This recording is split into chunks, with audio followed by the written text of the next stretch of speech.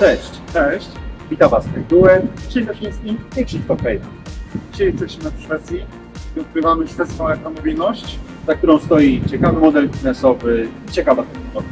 Zapraszamy!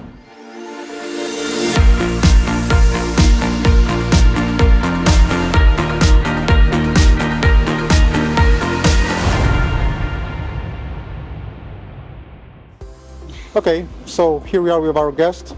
Can you introduce yourself? Yes, my name is Christopher and I work for GoCyclo together with Matthias. We have been doing GoCyclo for 3 years now, I think. Something like that. Yeah. And you're? Yeah, so Matthias Tingvall, Managing Director of GoCyclo. Great. And what does GoCyclo do? Like for basic answer, what do you do in GoCyclo? Yeah, I mean, firstly, the most important thing we address is actually the climate issue, because we're replacing combustion engines to electric engines. Okay. So we really take out the emissions that you have in the cities. That's our core thing that we do. But That's our mission, your mission, I guess. that's yeah. our mission. And I mean, World Economic Forum did a report saying that if this continues, we will have 36% more emissions in cities than compared to today in 2030, and we'll have 21% more congestions, like in Warsaw or Krakow or Stockholm, if we don't do anything, because urban logistics are just exploding. Yep. So it's just increasing the number of vehicles. So we felt something needs to be done. So then we started GoCyclo, and GoCyclo is all about renting light electric vehicles to firstly urban logistic companies, and then they have a battery subscription swapping service subscription. Okay. So what you do monthly, you pay for your battery and you pay for being able to swap in these stations. So that means that you don't need to buy a very expensive vehicle. Instead, you rent it Okay. on the basic base and becomes much more cheaper. And then as well, you are able to swap instead of standing still and charging. Okay. So you're basically B2B company, not B2C. You don't have B2C clients. We start with B2B.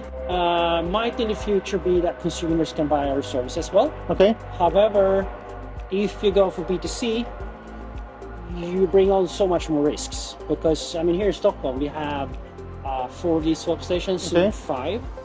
Works very well for urban logistics. If we would do this for consumers, we would need like 40 of these. Yeah, And then you have a absolutely. completely different capex exposure. Okay. So we that's start true. with B2B, but consumers we hope will come later.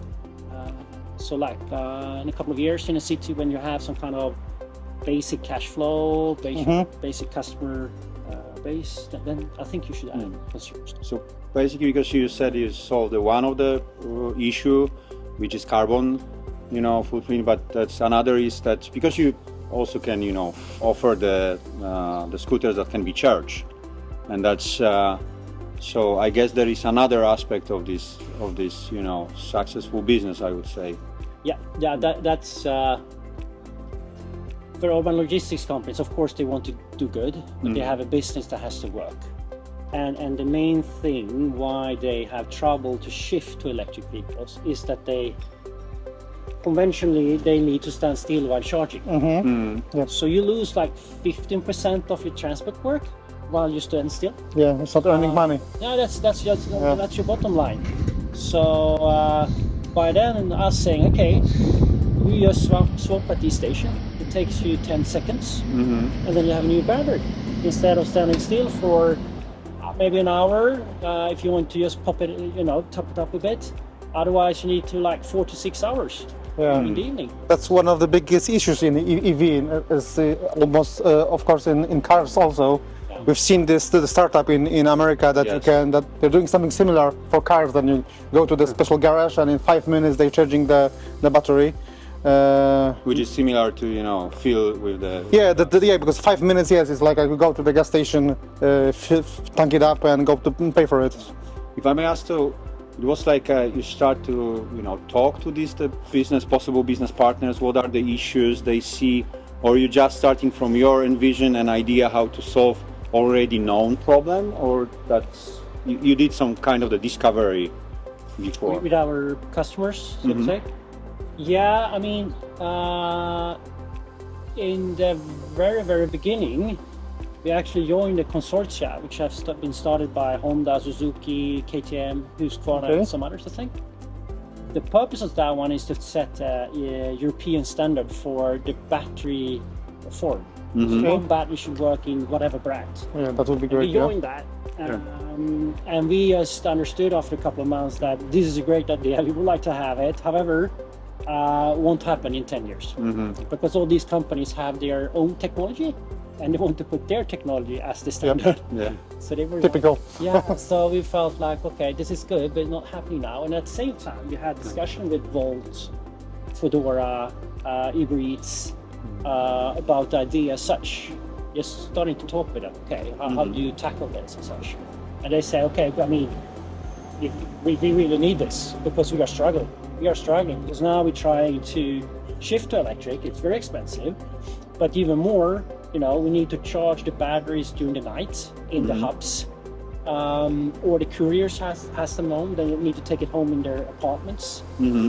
And you know, they just had a hassle because in the mornings all the batteries were not charged, or they had to buy extra batteries and even bring in even more capex because one battery doesn't last the whole board shift for the day.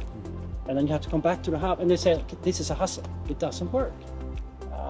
So they said, okay, this is excellent. Please do it. And that's interesting because you mentioned that there is capex aspect. So you offer in the subscription just battery swap or together with scooter?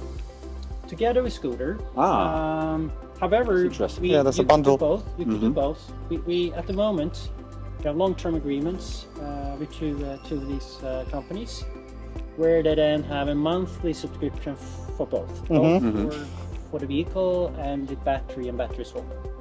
However, we have as well ongoing discussions where the companies buy the moped from the beginning, but not the battery. The battery we keep and own, and that brings down their capex investment at the beginning. But they own that one and can take care of that how they like. And we just take care of the battery and the battery swapping solution. So, The infrastructure. yeah. So it depends on also that how the customers wants to resolve this. I mean, the aspect of the investments, they can invest by their own because maybe in some situations they like it more. Yeah, it could be. And it could be that one of them have better, for example, interest rates than we have. Yeah. So then it's cheaper for them. And it's also a great like proof of concept when you can rent it, check it if it works, and not invest in buying it. Yeah, so up front, you know, a huge amount of money. So that's quite good. But also it creates the kind of the investments for you guys. Yeah. So and then it needs to be paid within the subscription. Yeah. So how big the fleet is right now? At the moment, we have in operation with agreements we have 130. Wow. So we have, what is it?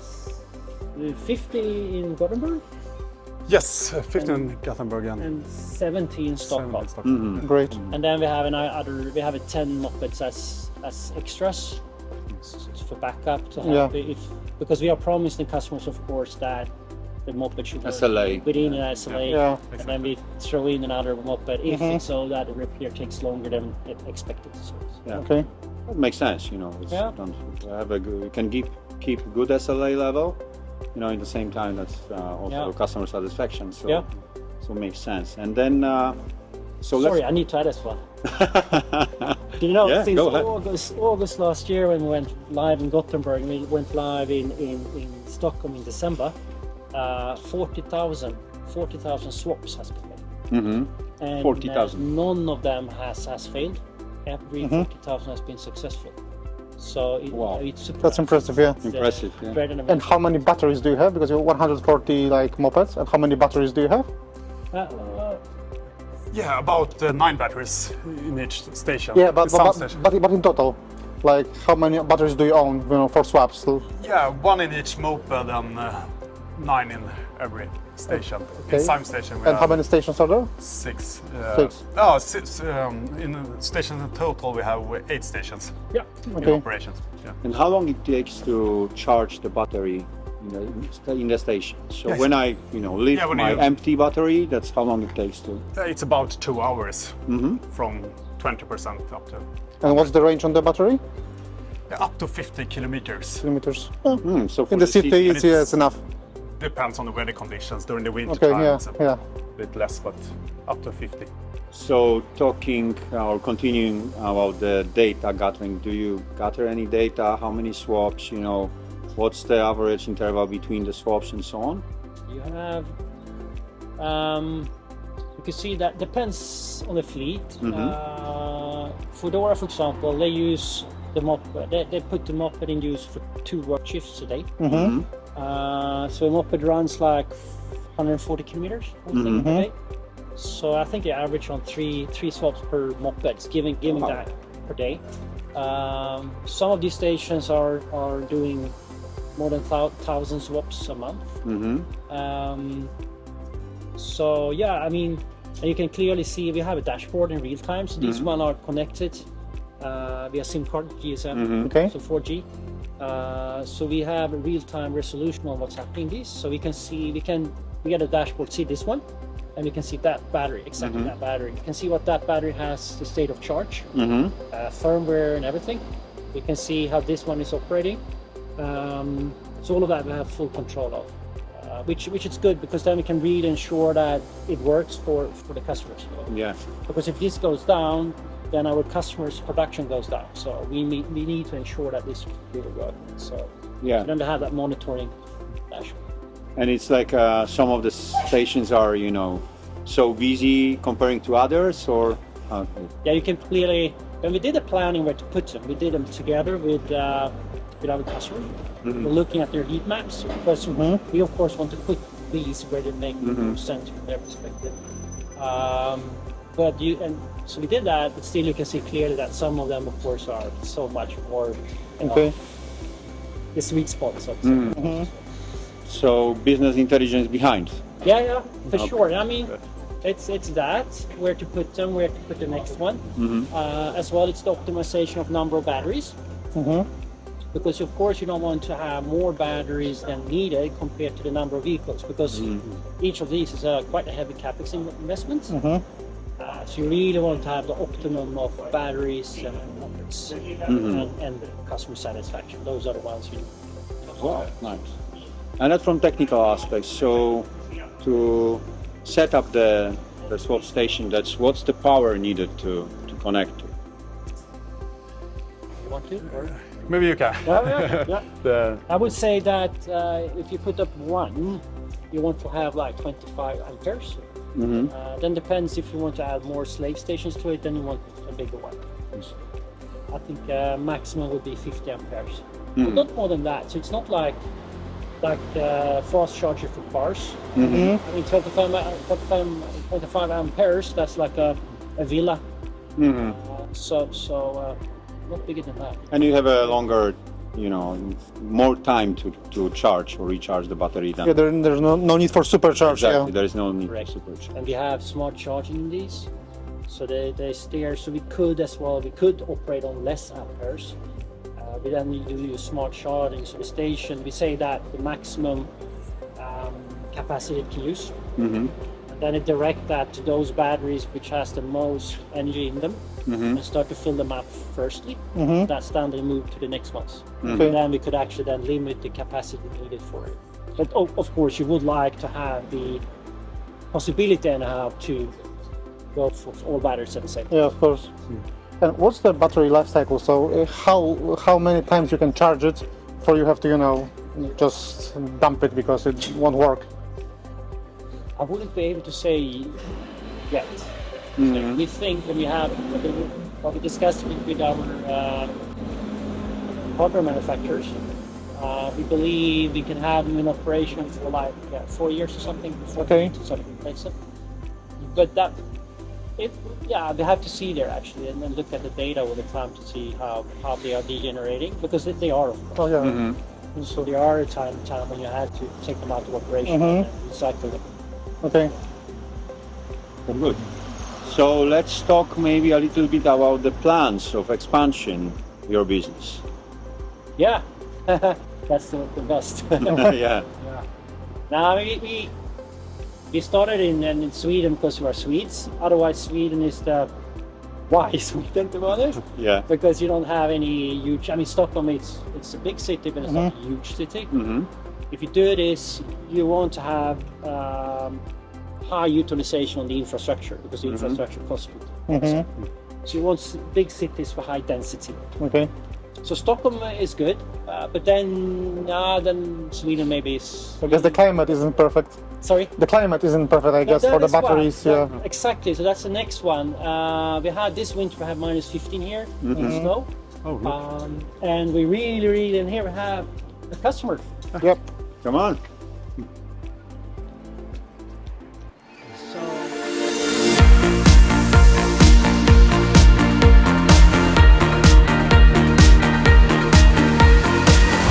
Just Yeah, and the real customer using it. Yeah. Yeah. so now it's 41,000 swaps. No, no. That's true. That's true. So the expansion, yeah. Yeah, expansion. So Start in Sweden. yeah, starting in Sweden and also taking these aspects. You mentioned Stockholm and another city was Gothenburg. Gothenburg. So if you can compare that for the Stockholm, let's say the number of the possible customers, I mean the B2B customers, the 70 mopeds, or what should be the target value for that, size of the city? Let's compare then, Yeah. I don't know, maybe in future in Warsaw, whatever. Yeah. No, I mean, if you look for Stockholm and Gothenburg, I think you could target at like 500 vehicles or something. When it comes to mopeds, I think. It should be mentioned as well that, I mean, I haven't talked about yet so much, but what we are including in this is 3 and 4 wheelers as well, light 3 and 4 wheelers. So those we're adding now, so they will be able to use this one as well. Those are much more better for the use case of parcel delivery and quick commerce. So they have like 2.5, 3 cubic meters. So we have a development project now where we're implementing this battery to that.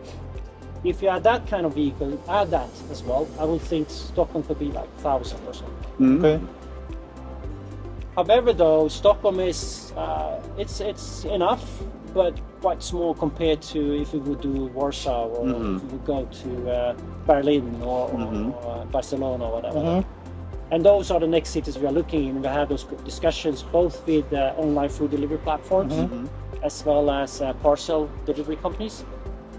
So then the idea is to expand into bigger European cities in the continent. And as you said, there's very many upsides.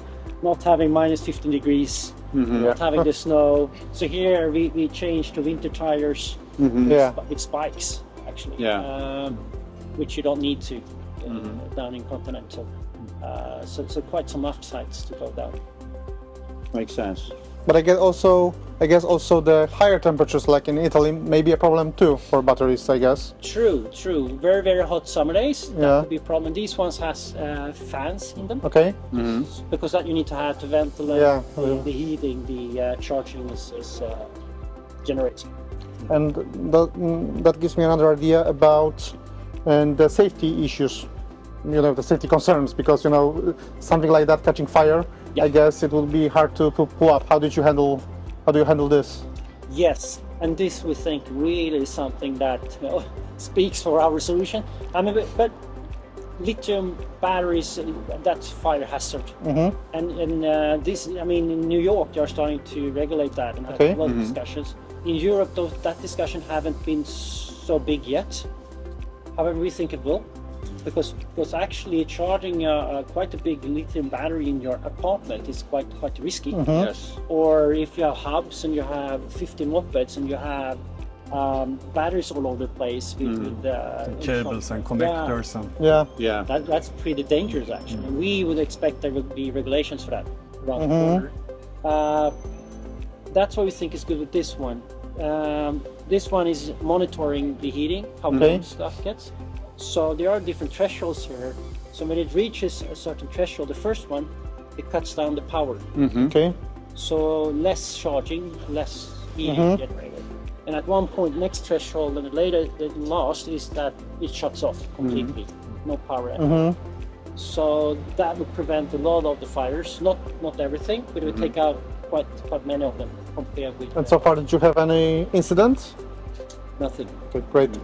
Right, and then I guess that also together with the battery, that's where is the battery management system also installed. That's because the another aspect is that maybe not all the problems with the swap station, but it also could be the problem that someone will broke somehow the battery. So this is also important aspect to control the heat of all these aspects, and as you do, that makes sense and make it more secure. But you're touching on that one. When you put in this battery, the battery has an identification number. That one is sent up via the cloud to the cloud.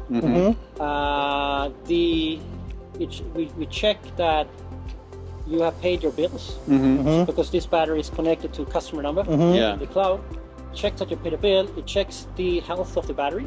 So if the station would find that this battery is not good, it will lock this battery and will not release it for anyone else. If it's healthy, you have paid your bills, it will give you a new battery. Okay.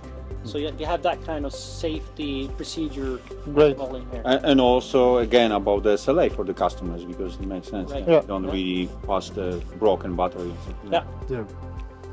Really think about all of these aspects. So maybe we can test it. Yeah, we can test it now. Yeah, let's go swap. Yeah. Great. Thank you guys. Thank you.